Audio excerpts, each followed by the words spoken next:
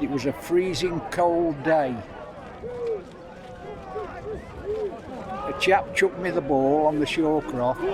Come on down and get him! I ran across the field, I ran across the fish pond, it was frozen, and the ice was cracking as I ran.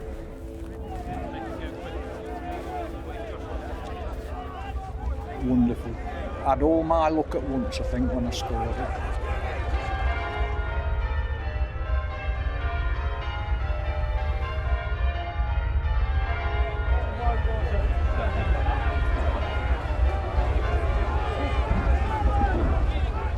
I've been told off many a times for just going off into my own world. Daydreaming about running with the ball is probably one of my best pastimes. Like my brother, he's at university 2 hours away, but he's just written it off as a religious holiday.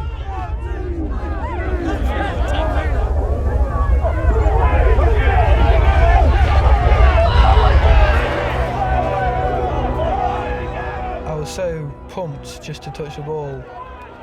Everything else just left my mind. Didn't push or anything, I just let the people around me do that.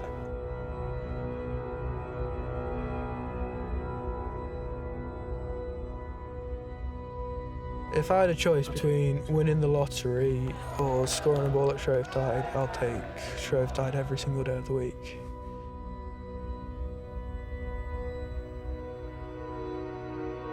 There's only 2 or 3 places, I think, in the country left playing this type of game. What a game it is.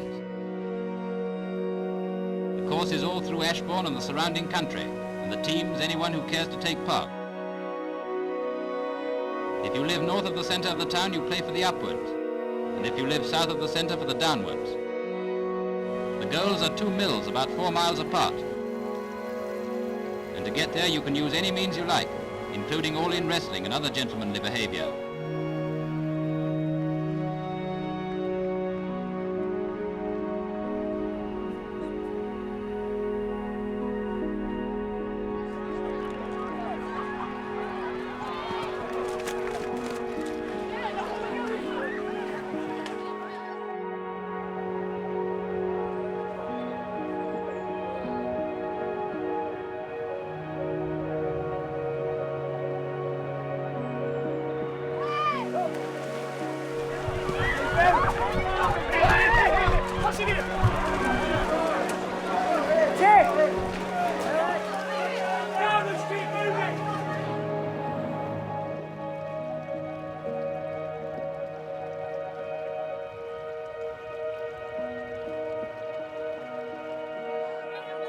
It's the one aim in an Ashburnian to possibly score the ball.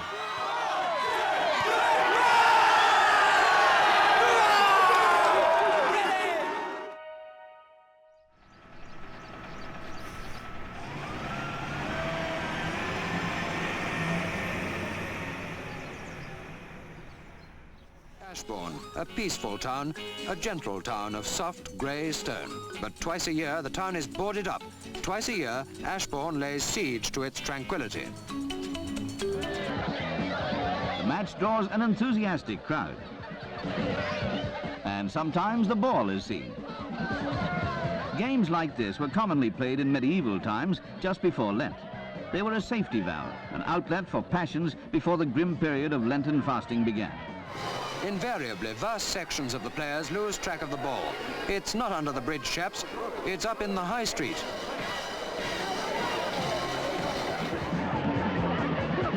Sometimes the Enneads join in.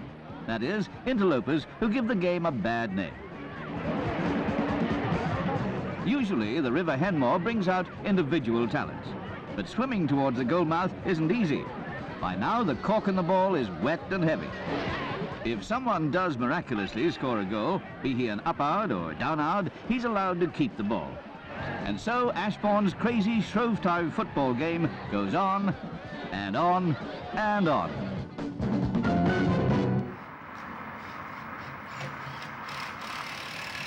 It certainly does damage to the town every year, but the nice thing about it is that the players, after each game, they repair any damage. Need some new screws if we're still here next time. 1973, we put it up every year since then, the same piece of wood. I don't get anywhere near it now.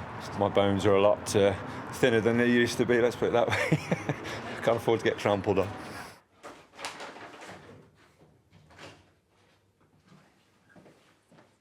In 1956, it was -11 on Ash Wednesday.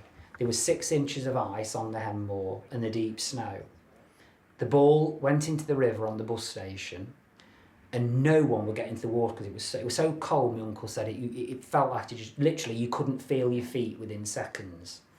And they got all the way to Clifton, yes. And Jimmy was honoured his promise, and he let my Uncle Charlie goal the ball.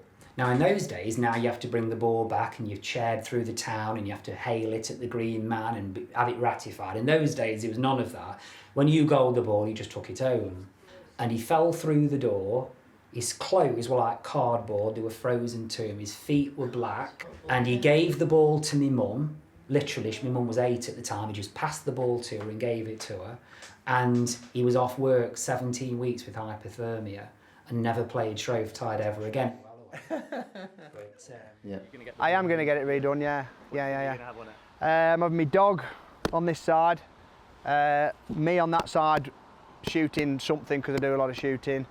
Obviously the Union Jack on the bottom, which is fairly standard. I don't really know what about the other sides just yet, it's still pending.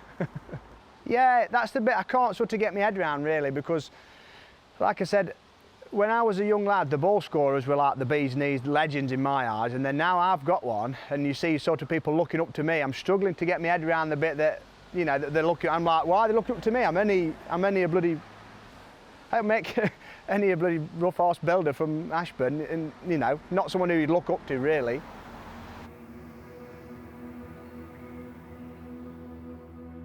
My dad played as a young bloke until he went down in the river and somebody trod on his head and he never played again.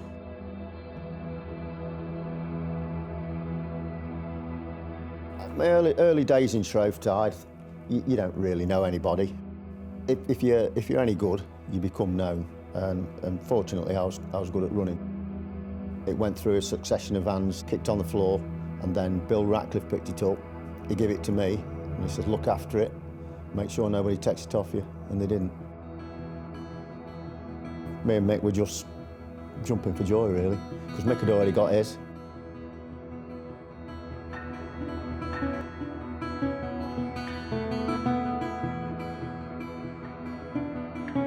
My opinion, if you sort of give up or pack up playing or whatever, then you're not really a Shrove-Tider, because it's not about scoring. I've had some brilliant times, you know, way before I scored and after I scored. I've been in tears under the goal when, you know, when a good mate's, he's played hard for years and he's finally got one.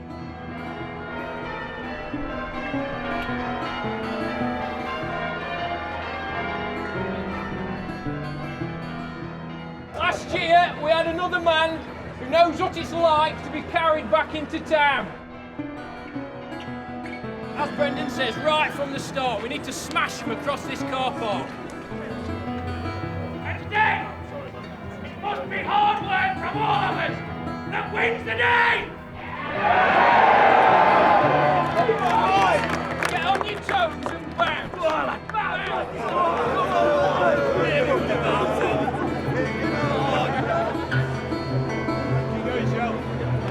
Think about those Shrovetide thoughts that get your heart racing. Think about those thoughts that keep you awake at night. Adhere to what the marshals are telling you, and please listen and take advice from the players. If they say back off, they mean back off.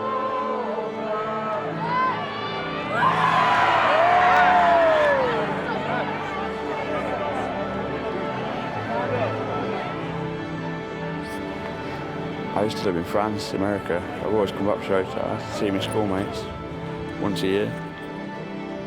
It's strange to explain unless you're born here. They don't wear different coloured shirts, the uppers and the downers, it's just, you know, outdoor clothing. They want horrible rain, freezing cold weather. The less people to watch, the better it is for them. On your feet! whoever scores that ball will be sleeping with it at night.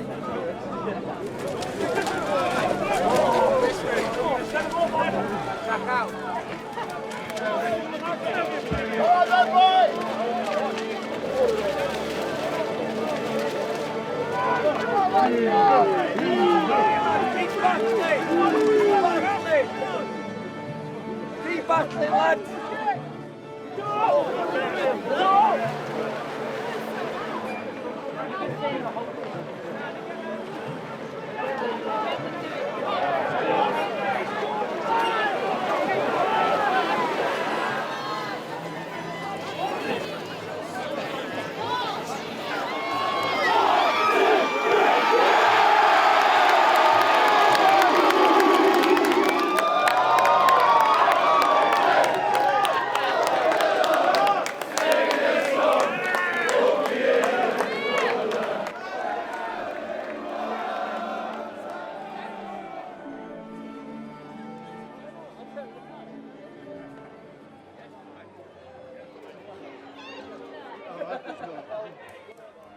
And it only takes one small thing to sway it in the side that we don't want it to go.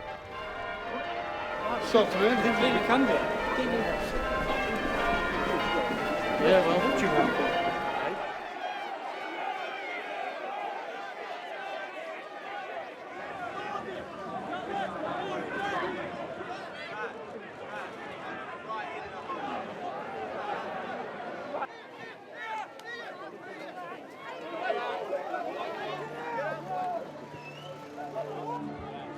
Did you come yesterday? That was one of the busiest Shrowetides I've ever seen. Red, she nearly ran over that 5 foot.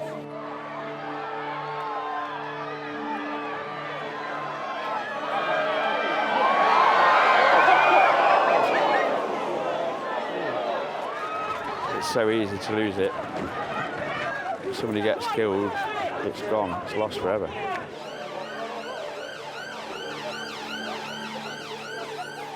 It's costing more and more every year now.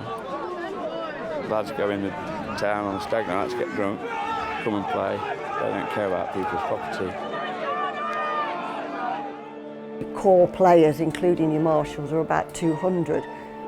You can get 6,000 or 7,000 people here. That's a very small amount of people that actually play Shrovetide.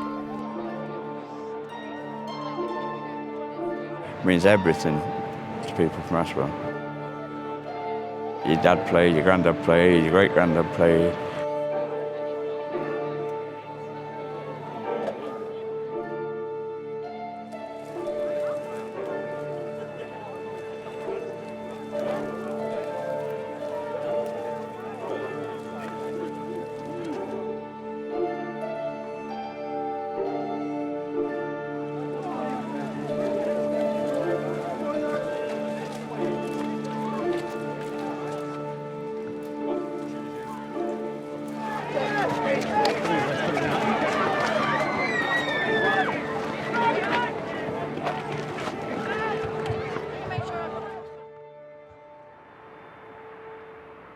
I was actually at work and I couldn't finish work until 5 o'clock, and I've played since 5 onwards. Yesterday it was quite in the fields and felt there was a lot of control by the upwards and wasn't moving as quickly. They played well, they played hard.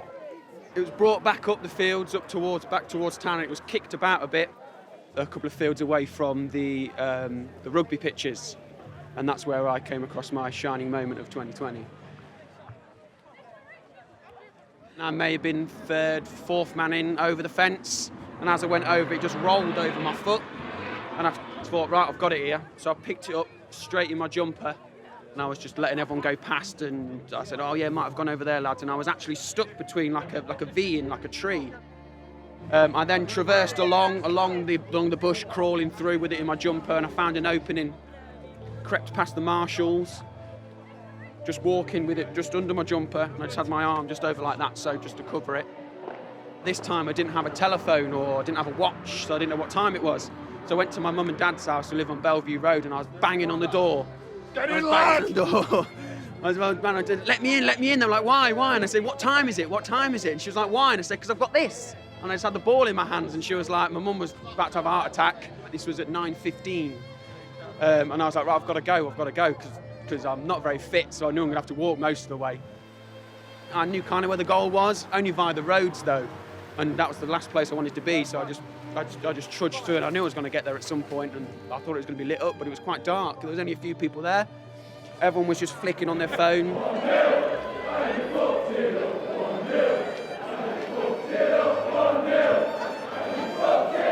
Came out of the darkness, off the bank, whipped out my jumper, jumped in, and then there was everyone just called, or really just jumped on, and then the straws were drawn, and congratulations to the goal scorer. So I'm absolutely chuffed. I'm glad I got there in time.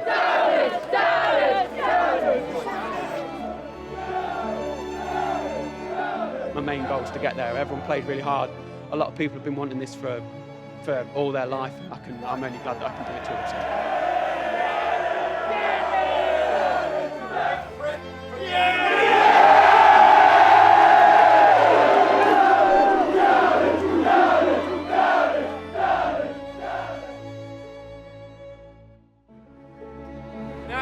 I love this game. It's what binds me to Ashbourne. It's what binds me to my mates. We may not see each other from month to month or from year to year, but the bonds we make when we play this game are with you forever.